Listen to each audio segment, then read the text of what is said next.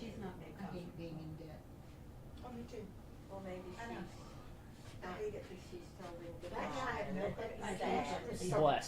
I don't either. But It's for wonderful. years, Yep. for years, Yep. I have not had any, a car payment. Yes. Oh, it's so nice. I had to, now I have, yeah, but after that accident, I've had Yeah. to get a new car. Well, I did. We had the car payment for the first time in our whole marriage. Just whenever we got the van, which was a necessity of us trying to be able to go from place to place. Yeah, we were just talking about that. Just do it. They'll tell you. They'll tell you. They'll tell you how to avoid it. Hey, It says let me get that number down because I want to find out. So many scams on the internet. we were talking about scams earlier, and it says, "Man, there's so many scams on the internet, and just for 2 easy payments of $19.95, I Tell will you how to avoid them. tell you how to avoid them." And you asked for the number, so Yeah. that number is I'll take 888, it. and my social security number is. Okay, this is a very special day. Today is? Why is today a special day? Marriott's coming home tonight. That's Oh, right. wow. Man, it feels like she's been gone forever. I know, it does, doesn't it? I'm glad. She's supposed to get in about 10 o'clock tonight. Okay. Well, good. Whole all day fly-in, like the whole Yeah. thing, or Well, I don't know if she's got layover somewhere or Okay. what, but she told me she should get in about 10 tonight. So, are you picking her up? keeping her, no, I think her daughter is. I told her I would, but Okay. I think her daughter is.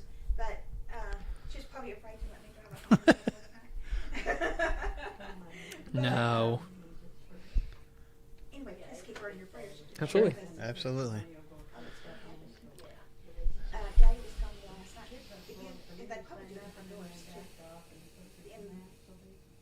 They have city buses that are basically school buses, old school buses, and literally I've seen people hanging on to it, not actually in it, not in a seat anyway, just hanging on to the outside of it, or kind of like, just to crush them all in there. Yep.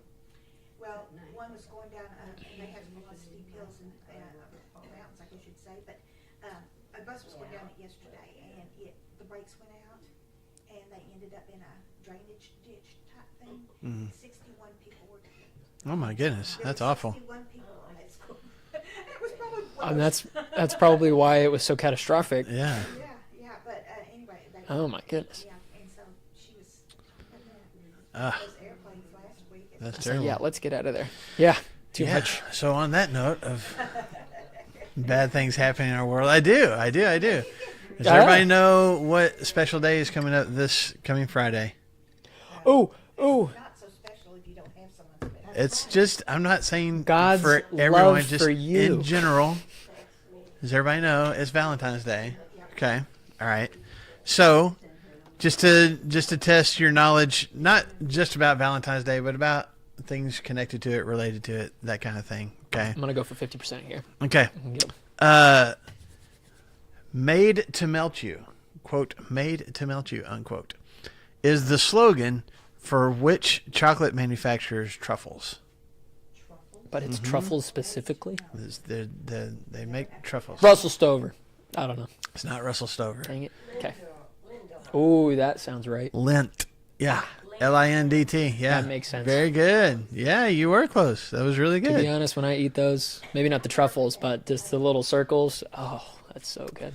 Just one of my There's a specific invention that was patented on Valentine's Day in 1876, and it changed our lives. ballpoint pen.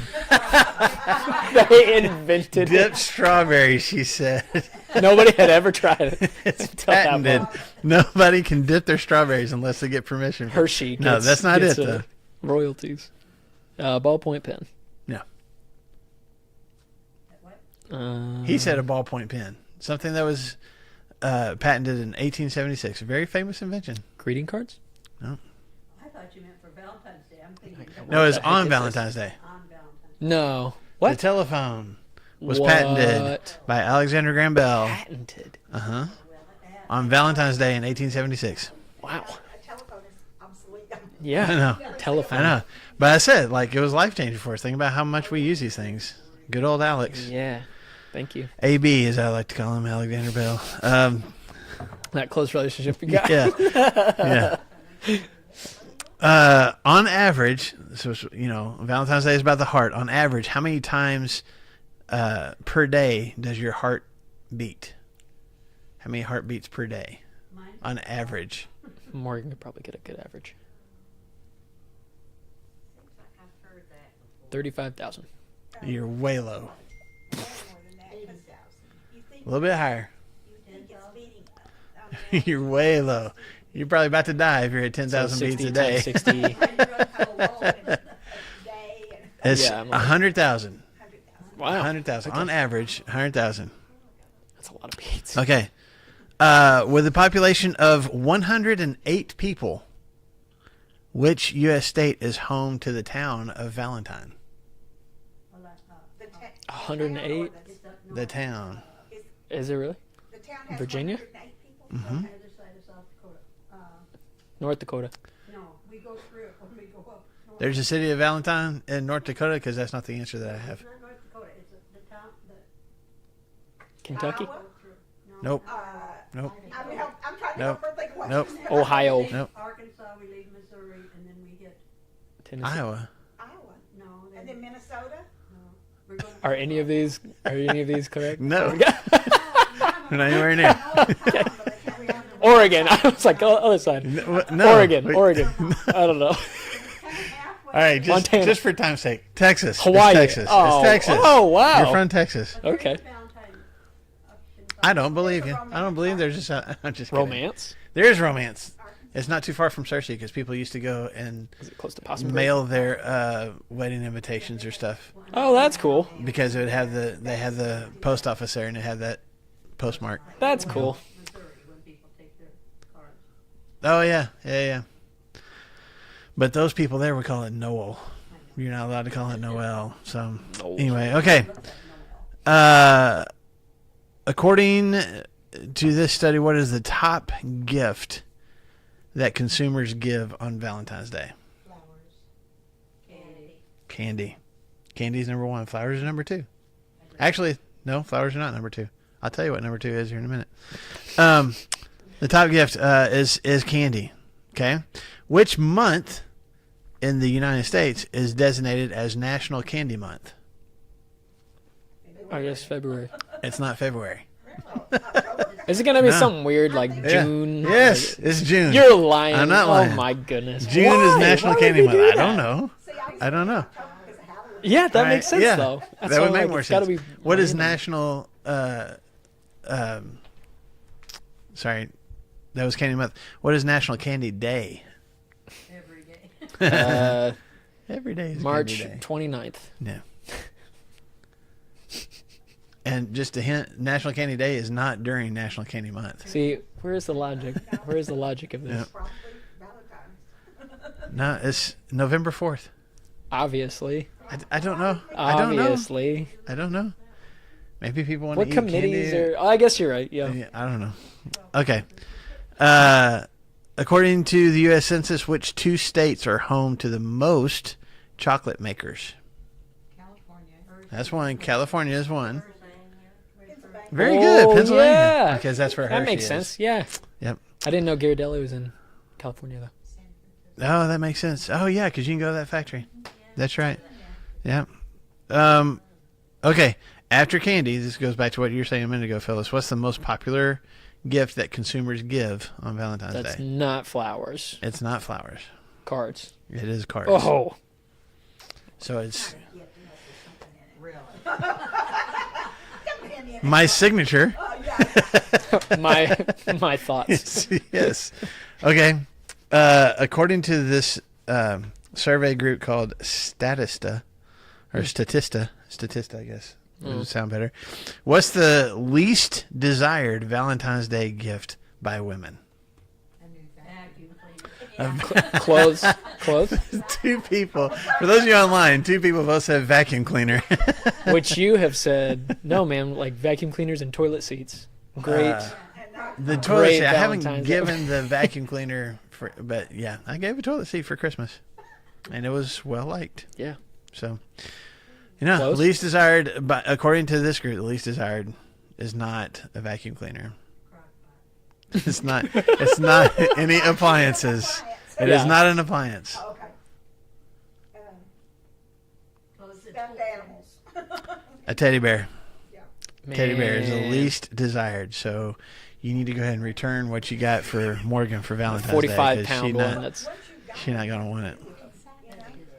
You just hug it and love it because it's full of love. That's what Valentine's Day is all about. And then what do you do with it? You just keep doing that over and over every day.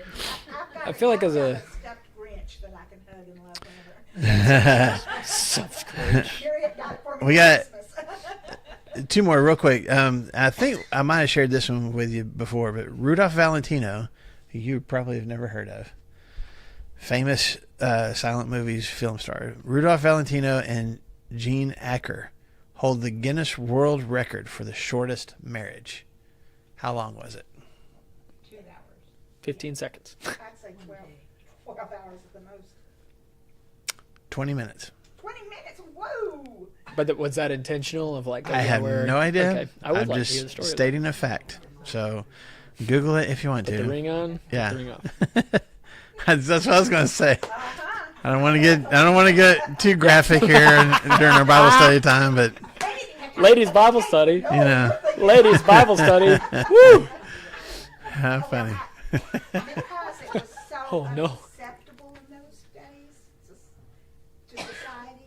I have read that there have been others that married so that they could say they had married Mhm. a woman, but they Ah. preferred their own sex. Oh, And that might be it too. so they would, Mhm. they had a wife, they'd been married. So, Yeah, who knows? And then the last one, according to Billboard magazine, what's the top love song of all time? And I will always love you. Nope.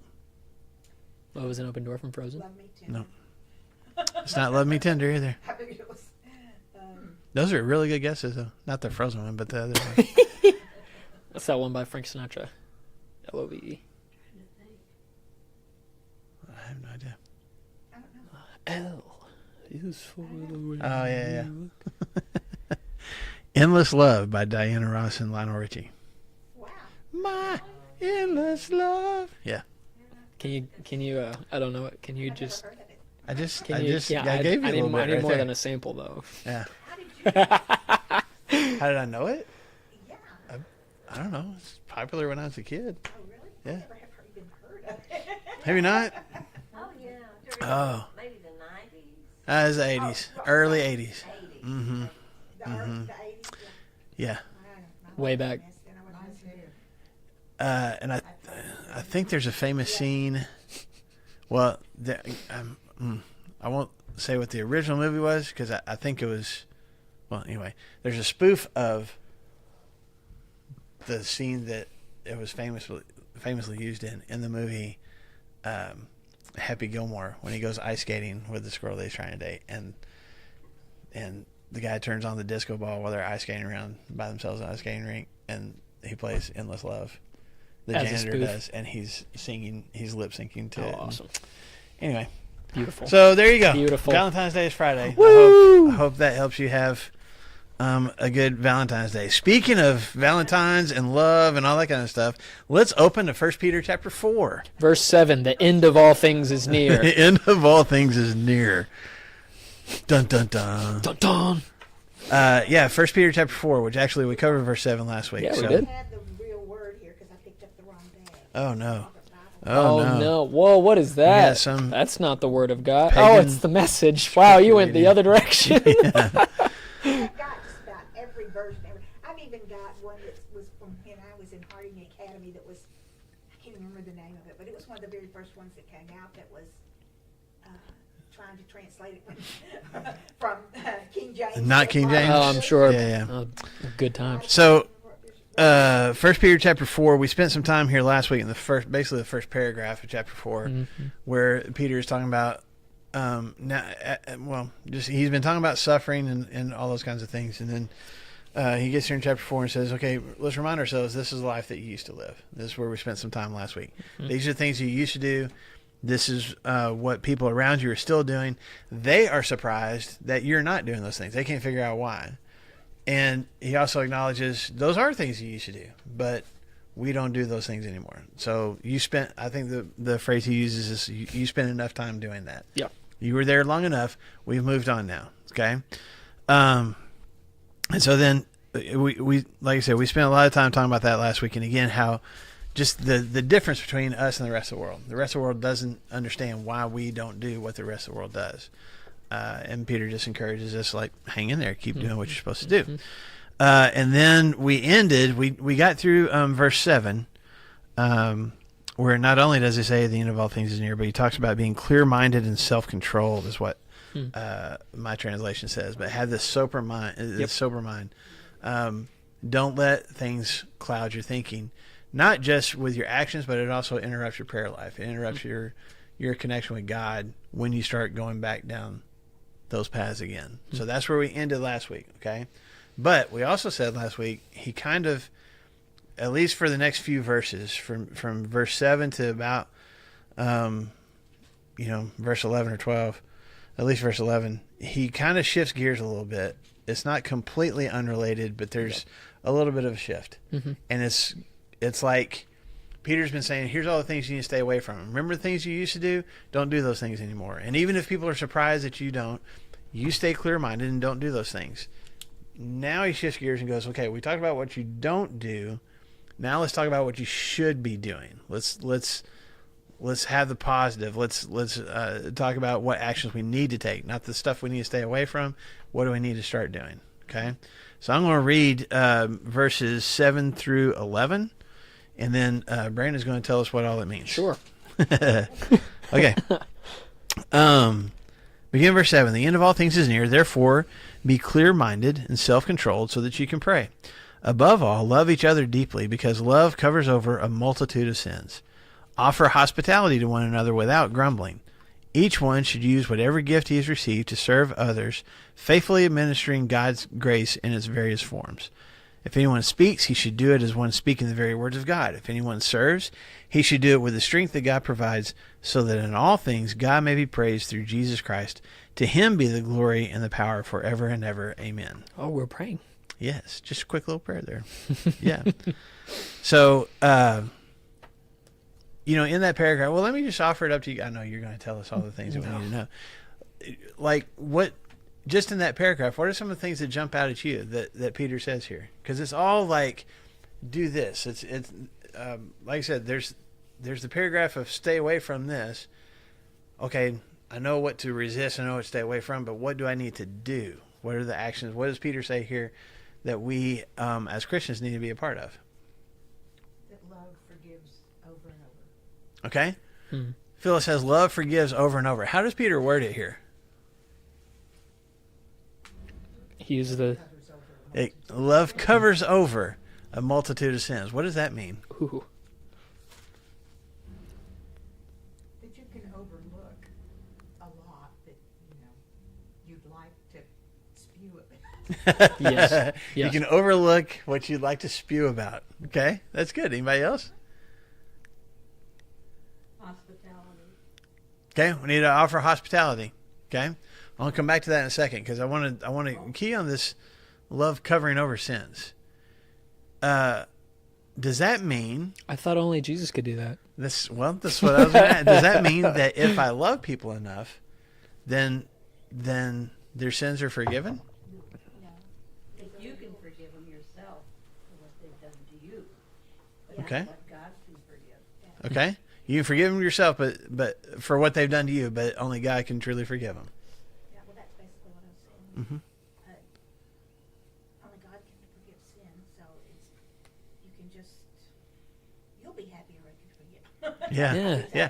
I'll be happier if I forgive them. That love. Yeah. So, hold your finger there in 1 Peter 4, and go back to, I know you have cross scripture sometimes, but maybe No that's problem. your other Bible. Proverbs chapter 10. Oh, I've got it already typed out. Oh, Proverbs you chapter left me. 10 and verse 12. Hatred stirs up dissension, but love covers over all wrong. Hatred stirs up, yours says dissension. Mine says conflict. Same kind of thing. Hatred stirs up conflict or dissension, but love covers over all wrong. So what Peter says here in 1 Peter chapter 4 and verse 8, does it necessarily originate with him? It's he a just- concept that's been around for a while. And I think that's what Peter is keen on, especially when he's talking to, excuse me, a group of both Jewish and Gentile Christians. And he's kind of reminding them, like, hey, remember, you grew up going to the synagogue. You grew up listening to rabbis and stuff. Remember this one thing that we all grew up hearing. Love covers over all wrongs is what Solomon says here. And again, it's not the removal of sin, because I can't do that. I can't remove my own sin, much less somebody else's. It's So also not the literal, I'm just going to pull the rug up and be like, oh, you have hurt me immensely. Whatever. yeah, I'll just like and pretend that it didn't happen. pretend it didn't happen. Yeah. It's not that either. Love Yeah. is patient, love is kind. Yeah, Oh, hey, that makes... that sounds really I good, know, right? that sounds really good, Phyllis. She said, love is patient, love is kind. Yeah. So think about that, which I will also say, if you only from 1 Peter 4, back up a couple of pages to James chapter 5, he says something very similar at the end of his letter. Remember this in verse 20, the very last verse of James. Whoever turns a sinner from the error of his ways will save him from death and cover over a multitude of sins. Wow. Same And way. that's a little bit different, because he's not specifically talking about love there. He's talking about like rescuing somebody from, you see somebody making mistakes and you help to pull them from it. So there's a little bit of difference there, but the principle, it kind of still applies. And to your point, I'm not removing sin, because I can't do that. But think about what Peter says here, or especially what Solomon says. What does hatred do? It does destroy you. What does he say there in Proverbs that it does? It stirs up fights. It stirs up contention. It stirs up dissension. So hatred pulls the cover off of ways that you have hurt me. I'm pulling that Band-Aid off. I'm not letting it heal. I'm not, and that's the kind of the mind that I have. The picture I have in mind is, you get a scratch, you put a Band-Aid on it. Well, if you keep ripping the Band-Aid off, what's going to happen? It's going to continue to fester. It's never going to go away. Love helps me not keep pulling the Band-Aid off. I'm not going to keep bringing this to mind. I'm going to cover it up and let it heal. Not, to your point, what you said just a second ago, Brandon, I'm not pretending it didn't happen. Right. I can acknowledge it happened. It was hurtful. I'm not going to keep bringing it to mind. I'm not going to keep tearing open that same wound over and over again. I'm going to let it go. I want to forgive it. And love is the source of that. Going back to what Phyllis was just saying a minute ago, in 1 Corinthians chapter 13, we get this whole description of different attributes of love. The end of verse 5 says, love keeps no what? Keeps no record of wrongs. I don't keep a ledger of all the ways that you've hurt me. None of us have struggled with that. Right? Of course We've not. never kept a mental load in our heads ready to unload on somebody else. Yeah, and I think that's what Peter's getting at here. I'm not going to keep bringing up the past. I'm not going to keep harping on something that you've done to hurt me. Is that difficult, or is that easy to do? Depends on how bad the hurt was. What were you saying, Sherry?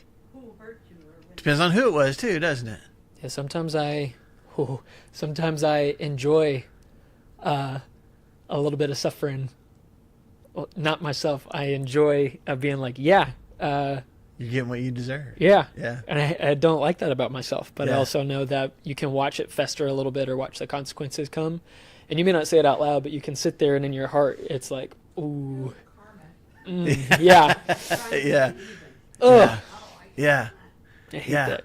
Which again goes back to 1 Corinthians 13. We don't delight in evil.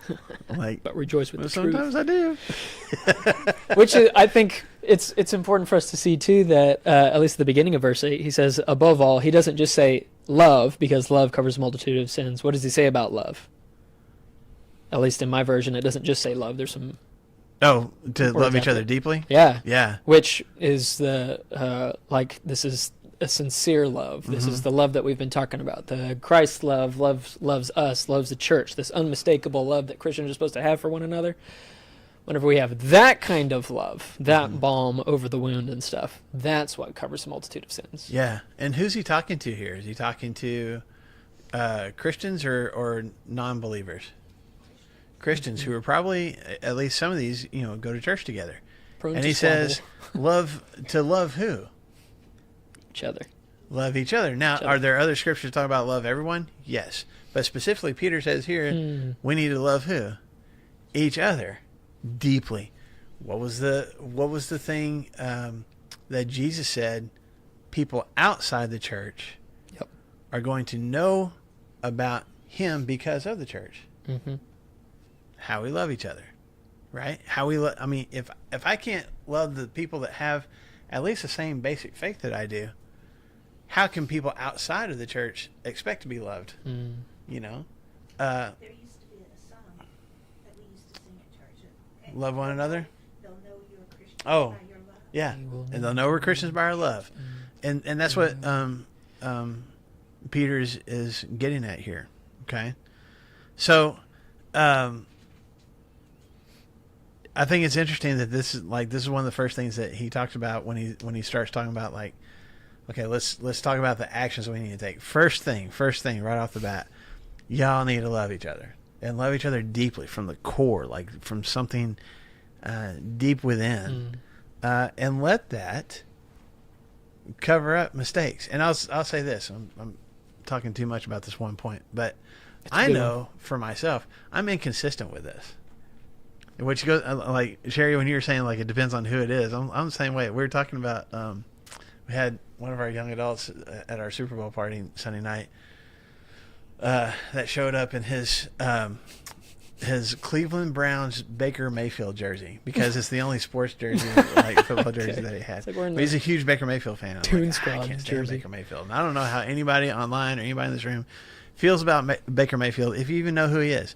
But the whole reason that I am irritated by Baker Mayfield is from years ago when he was in college and he did a whole bunch of obnoxious things. It just drove me nuts. And so I have held on to that ever since. And so when he was doing all his State Farm commercials, was it State Farm or whatever commercials that he was doing, and just all the popularity they had in Cleveland, and I'm still like, oh, I hope he loses every game. Like, man, please let Baker Mayfield lose, and first of all, he doesn't know me. He couldn't care less how I feel about him.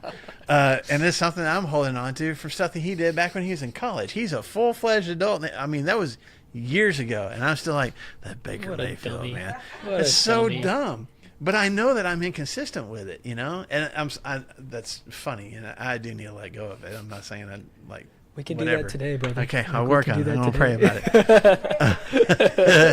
about it. But I recognize I probably do that with people that I do know too. Yeah. Like I hold on to those things. And Peter says, man, you've got to get rid of that. And how do we do that? We love. We don't just pretend that nothing happened. We don't just put a smile on our face.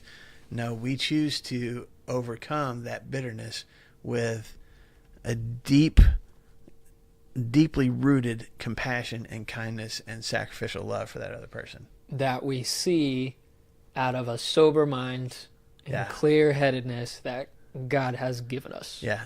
Because that's the only way you're going to be able to love Baker Mayfield, is with that love that comes from God. That's to borrow your shirt. That's maybe at your next Tuesday study. You got to wear it. That's how yeah. We'll see. All right. That's what, remember me telling you, Drew got on to me and told me that Yeah. he's pretty sure Marshall has said that we're supposed to forgive people. Mm-hmm. It was Thanks. because of Meryl Streep. Thanks. Yeah, Meryl Streep. Yeah, I still don't like to watch anything with her in it. From Kramer versus Kramer, which was one of her first movies. Was that in the And 80s? She left her little boy. She just Yeah. deserted him. Yeah. And then came back and the court and gave him back to her. Yeah. To the dad that had killed him. And I just did not like that.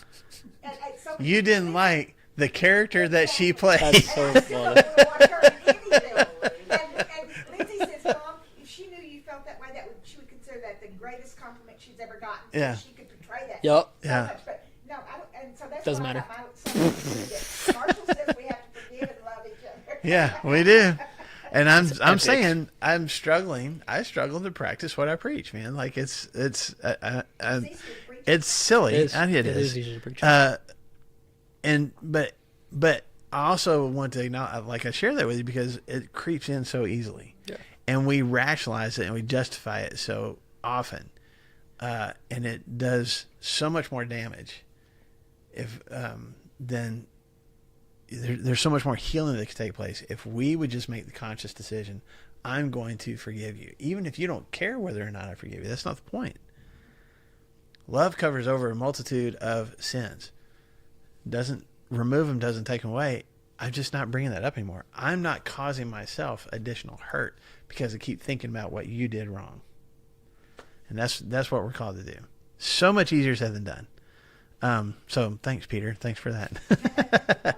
Now, slap. yeah. What's the next one, Sherry? Now we're back to what you said. Hospitality. Offer hospitality. To who? To one another. Oh. To, well, Well, that's what the message says. yeah.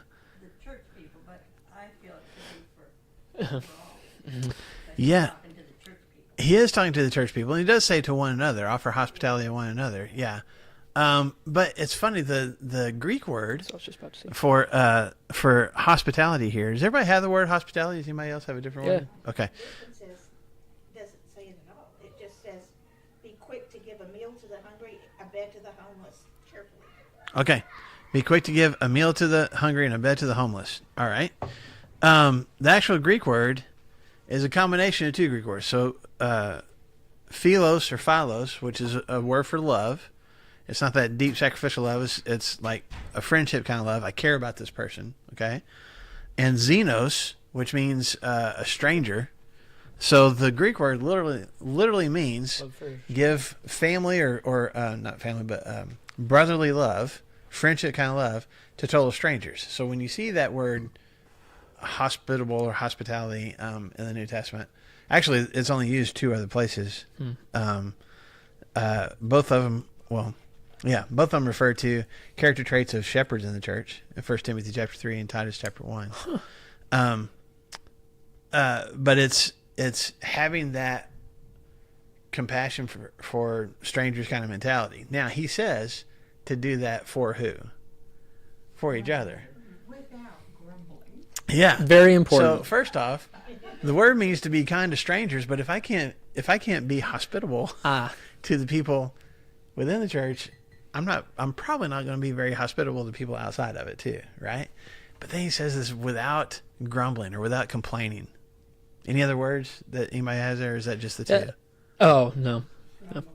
Okay.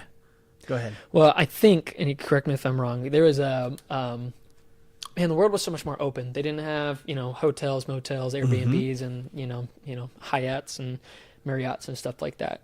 And so if we were going to go and make a pilgrimage somewhere else or something, there would either be the expectation we're going to stay with family or a family friend, somebody that we know, or if we're walking, we kind of talked about this in our Judges series, if we're walking in the middle of the city center, there's some kind of a sign that's like, we need a place to stay. Yeah. And it was not just encouraged and looked lovingly upon. It was like, the expectation is if I see somebody like that, I should be the first one to say, no, you've got space in my home. Like, you get to come and be in my home. And so it sounds weird that, now that you put it that way, that it's like, hey, show brotherly love for strangers to people in your church. Because it might be easier in this culture to be like, oh yeah, the expectation is I don't even know who you are. You can come into my home. But if I know Phyllis, maybe I don't want to show hospitality to Phyllis. Yeah. Even inside of, I'm sorry. So yeah, exactly. And so, I don't know, there might be a part, if we're going over what verse 8 was, like we need to love each other deeply, there might be some people in the church family that we might be adverse to showing hospitality to. Yeah. And so he's like, hey, the way that you do it to strangers, Yes. that's the way we do it to each other too. I think Like, they're totally connected. Okay. I think it's totally connected. Those things I think kinda that's just, why like, locked when in he's right like, hey, love each other deeply. And then like the very next sentence is, let me give you an example. Offer hospitality to each other without grumbling. Okay? And My yes, ma'am. house on West Central was built by Judge Dixon in 1907. bought it, there's the front entranceway. Mhm. Then there was a door going into this room. And I researched that, and what it was, a stranger come to town, and they could stay there because they didn't come into the rest of your house. Yeah. They're This just stuck room there. was We had this off, room, yeah. But it was a separate door, because I thought, why is Yeah. there a door going into that room, and also into the regular house room, you know, the living room or parlor? Yeah. My And that's what it was. That's so interesting. Mhm. And it seems like that was more widely acceptable, at least here in the South, maybe in the North too, but at least here in the South back in the day. The north, you just, Yeah, You're on dude. your own. The stars are wonderful tonight. A lot of houses Mhm. used to have two doors, two front doors. Yeah. One on, like here, where you went to the Mm-hmm. house, and then this one went into just a bedroom. Mhm. that's what this one did. Yeah. My wife's grandparents lived for basically all their lives in Delight, Arkansas. Home of Delight. Glenn Campbell, if anybody cares. But that's where they lived, and they never locked their front doors because you just didn't do that back in the day. And there was one morning that Christy's grandma got up, and there was some transient, some homeless guy that was asleep on the couch. He had just come in during the middle of the night, and it was a warm place to stay, and he fell asleep on the couch. And she just said, "Well, good morning. Give me a minute, and I'll get you some breakfast." And just fed him What a breakfast time, man. and sent him on his way. And that was just what you did, you know. And that's what I think. That's kind of what Peter's getting at here. Offer hospitality, but sometimes it is easier to do that for strangers. I think this is what you're getting at than each other, because when we know each other, or as he just talked about in verse 8, if you've done something that I don't approve of or that I've been hurt by, I don't want to offer you hospitality. I don't want you in my house. I don't want to do something kind for you. And this word, my translation says grumbling. There's a couple of different words that they get used all through the Bible that you know get translated in our English words as either grumbling or complaining. This specific one is not overt, audible complaining. In other words, I'm not standing in my kitchen going, "I can't believe I got to do that." You know, I'm not being. It's very quiet. It's done like it's a quiet grumbling. What's the word the phrase here is? Secret displeasure. Secret displeasure, not openly avowed. Yeah. Yeah, That's I'm the just kind of murmuring like passive aggressive. Like, just let me know when you're done with your coffee. Yeah, because it's all about you. Yep. Yeah, I mean, Bless. just the quiet grumbling, and that's the word that Peter uses here, because there would be some people. I mean, we can be this way. We just put a smile on our face, Yep. and inside we're like, God, I can't believe, you know. So Peter's kind of stepping on our toes a little bit here, I think, but he's also like shining a spotlight on here's who you need to be, because he's already said back in chapter 2, how are people who don't believe going to become believers? Yep. By the way they experience us, and by the way they see us treat each other. Why would I want to be a part of a group of people who are constantly bickering and bringing up past mistakes and all that kind of stuff? This is one of the reasons it really bothers me when I'm in the company of another Flagstone member or another member of the congregation, whatever congregation I'm going to, and then we have a third party there, and they start talking something that's happening at church or something like that, and it just makes me cringe, because Gloss over it. we don't need to be doing that with the third person probably don't need to be doing it at all, but especially not with that third person there that's not a Christian, you know. Right. Because it kind of gives them a reason to think, why would I want to be one of them? Yeah. When a church splits, Mm-hmm. because a lot of them are doing that, Mm-hmm. that to me just really bothers me. Yeah. I mean, it's just so sad that they can't Come together. come Well, together, and we need to be able to form an opinion. yeah, you need to be able to have not only have your opinion, but be able to communicate it, but do that in a healthy way. And yeah, it's very damaging to the church when we have smiles on our faces, volunteering and doing what we're supposed to, but whenever those certain people aren't around, we're complaining, we're griping. That's not healthy.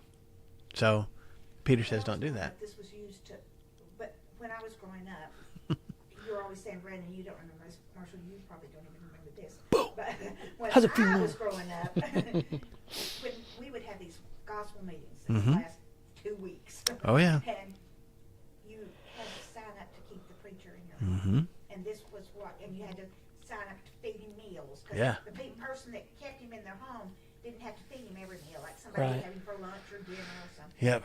And so this was why we did it. Yeah. And if you were the preacher's family, you were in charge of Oh.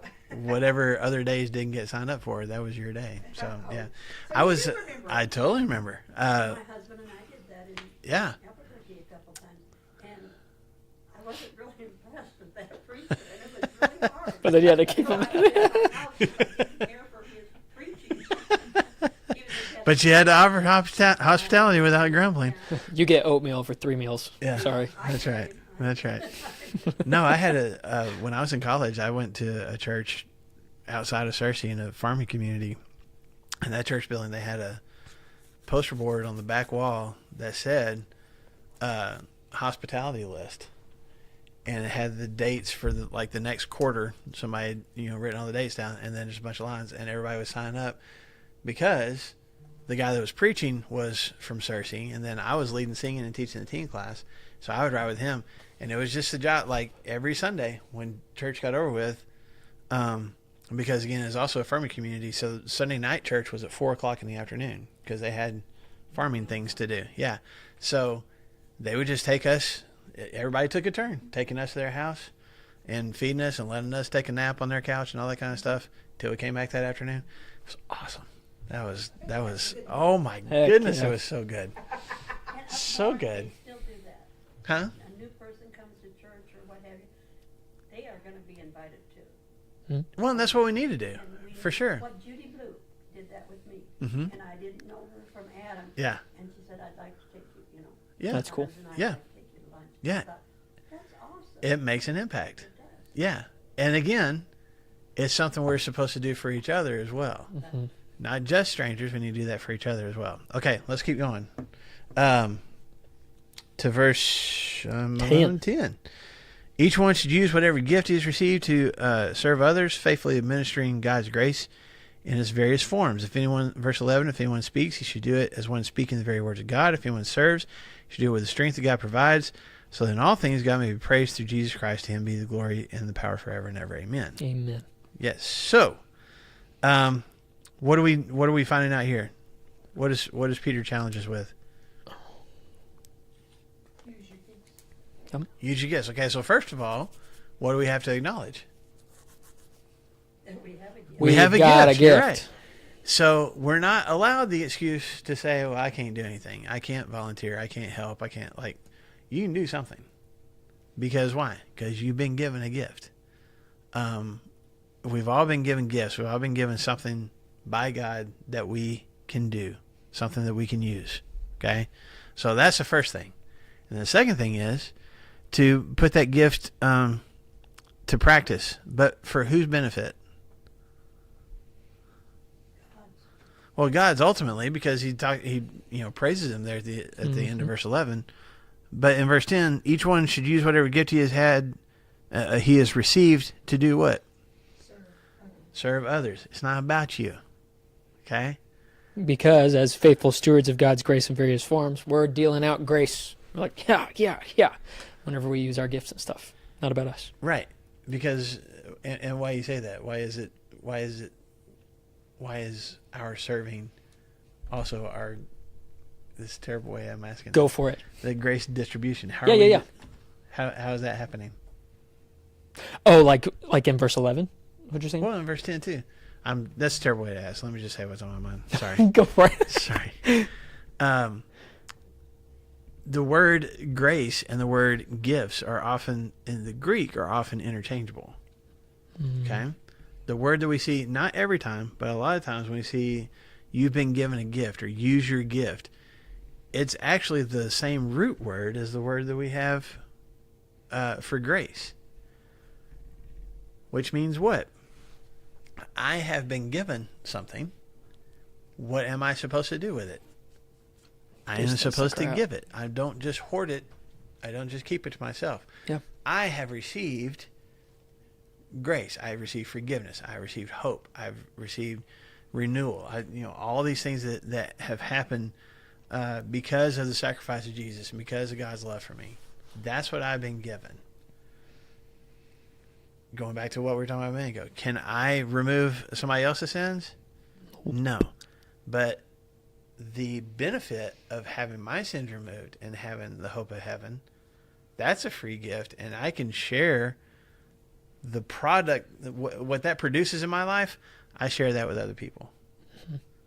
So, I've also been given some kind of a spiritual gift. I've been given the gift to serve or to encourage or to, whatever. The list could go on.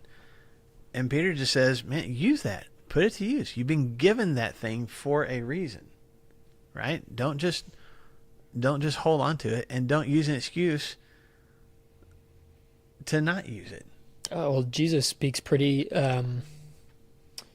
brashly to his followers and to us as well about I've given you a gift, and if you go and bury that gift in the backyard, I'm going to say, hey, be gone from me, you wicked servant. Lazy servant. He's a lazy guy, and he has some really spicy words. Mm-hmm. And I mean, that seems really harsh, but here the God of the universe has blessed each of us with gifts and abilities and passions and things that from our Creator he has given us. So we shouldn't boast about those things because we didn't do anything to earn that gift. That's something just from us. Yeah. But if we say, wow, thank you for this gift, and just love it and hold on to it and keep it to ourselves, God's like, what? That is not at all why I was the gift is to be shared and to be used. And so if you just bury it in the backyard because you're like, oh yeah, I'm a little afraid about using it. I know that you was it reap where you do not sow, God? Yeah. He's like, yeah, well, if you know that, why didn't you use your gift, buddy? Yeah. And so that's what we have to do is with hospitality and our divvying out of love for one another, are the ways that we speak and the way that we serve. If God has just blessed us with that abundance, it's a command and an expectation that we divvy that out to each other in the room and in the church, and to other people outside of that too. Yeah, and he says do this well. Don't just show up. Put effort into it. Do the best that you can. If you speak how? Not just kindly. What does he say here in verse 11? Speak the very words of God. If I'm sharing a message for you, I'm going to have the mentality of this is something that I'm not trying to picture myself as speaking for God. I'm just recognizing I want to speak. This is something God has put on my heart, and I want to treat it as something special. And I want to treat it as a message that means something. And I desperately want you to hear it. It reminds me of the study we're going through on Sunday nights right now in our connection groups with Jonah. Mm-hmm. Jonah's giving this message. God, go to Nineveh, go give this message. And Jonah's like, nah, I don't want to do that. I don't want to. Yeah. Golly. And was he giving a message? Yes. Did he want to share it? No. Did he? And then even when he went, I don't think there was a very passionate, he's kind of. Yeah, did you guys get to that part yet? We haven't got to that part yet, but I don't think he's very passionate about it. 5 Hebrew words. Yeah. And so Peter here is like, man, if there's a message, treat it like it's something special. Treat it like if you had a message from a king, you would treat that as something special. You've been given a message from the king, so treat it that way. It's important, and speak that way. But then he also follows that up with not just speaking, but what in verse 11?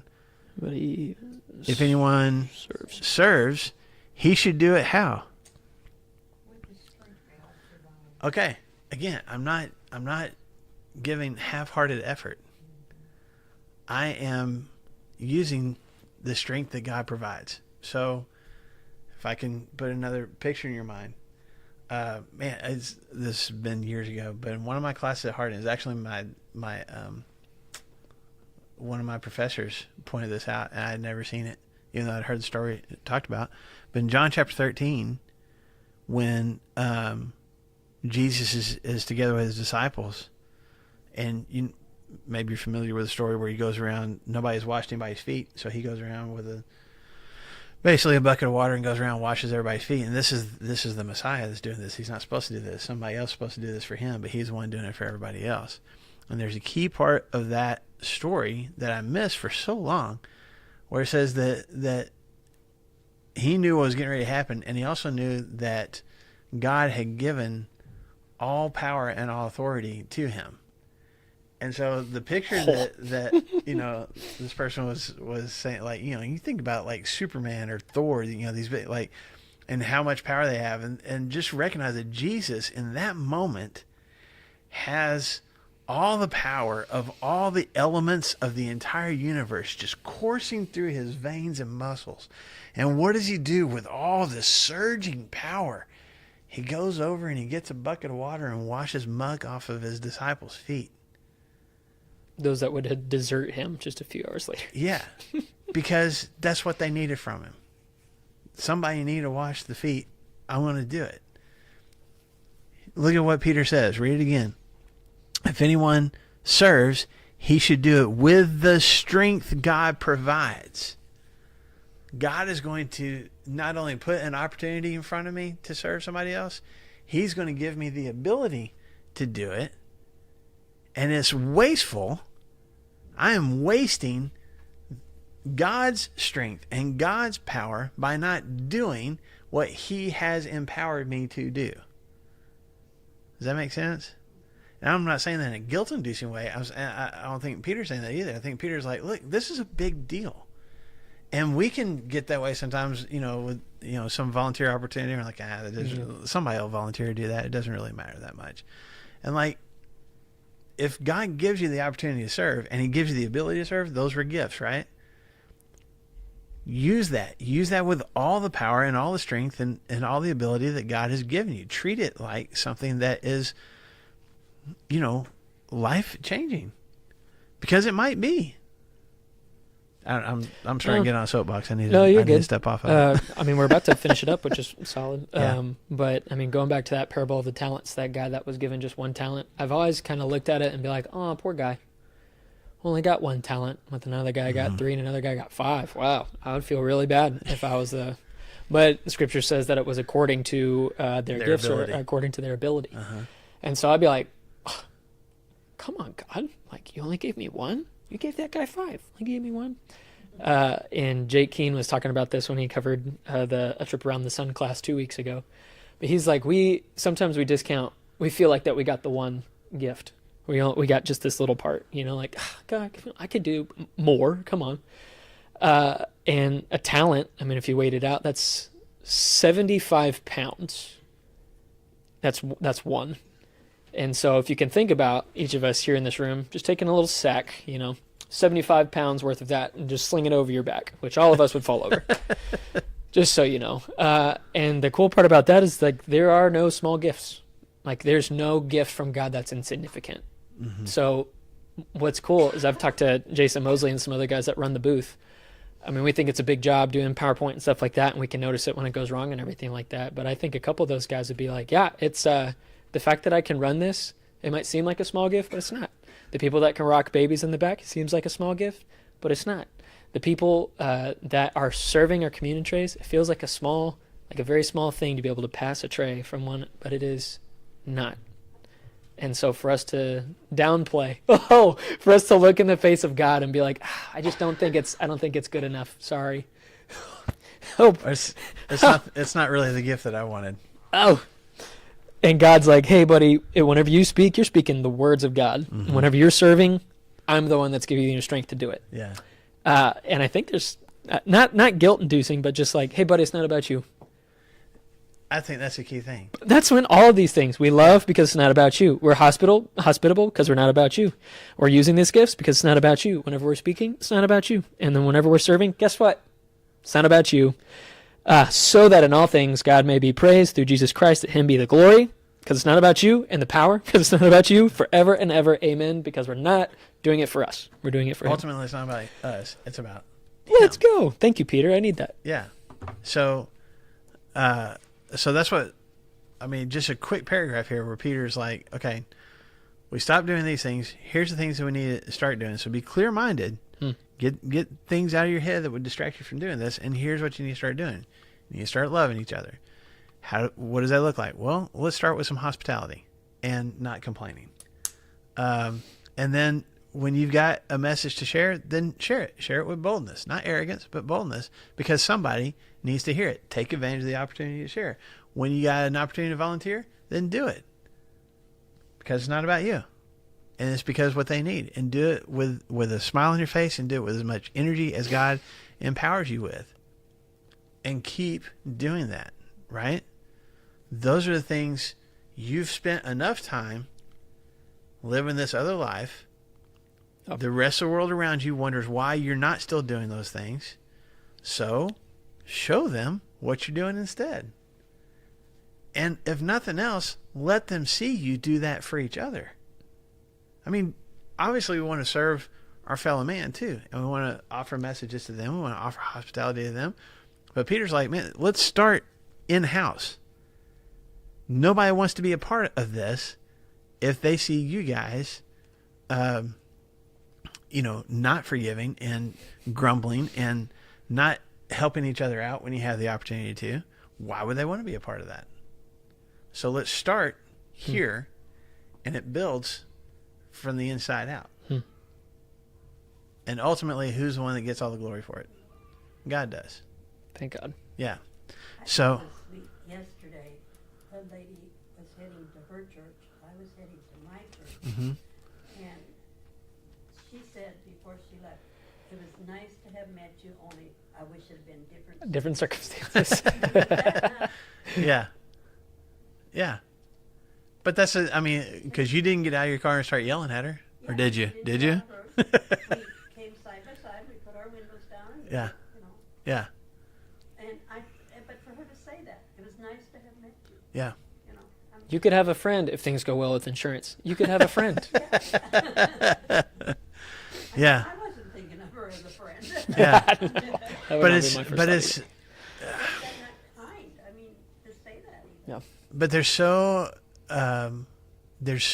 much, what's the word I want to use? Chatter is, anyway, there's so much talk, especially online, especially on our social media, but even in just conversations of people who aren't Christians or who used to be Christians who have really negative things to say about Christianity, especially when you start blending it with politics and, our perspective of different politicians and things like that. And let's be honest, some of those complaints are legitimate. Okay?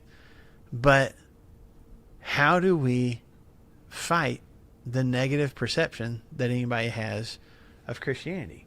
Do we get on our social media and just yell louder? How effective is that going to be? And yet that's what a lot of us do, isn't it? Or we'll take all the things that we don't like about the rest of the world or what they believe in or what they have to say about Christianity, and we fire back or say, look at these idiots and what they're saying about us. Again, Peter's already said this back in chapter 2, and he's saying it again here in chapter 4. What is going to convince an unbelieving world to believe? What they see in us, what they experience from us, and how they look from the outside, and how we treat each other. Let's start there, because that's going to change the world. So I think it's a good stopping point for us, because he's going to get back to talking about suffering again. Finish out this chapter there. Yeah, in the rest of chapter 4, he's going to talk about suffering some more, but he's going to connect it back to what he's just been talking about too. So, any final thoughts from you guys before we wrap up? Okay, so Brandon is expecting, invitations to your homes, for, to practice hospitality. So if you want to give him a free meal, Just let me or, know. Tonight we're free starting at 5. So. Yeah. So, Oh, it's great. Then we can just come right over. yeah, just leave the doors unlocked. Come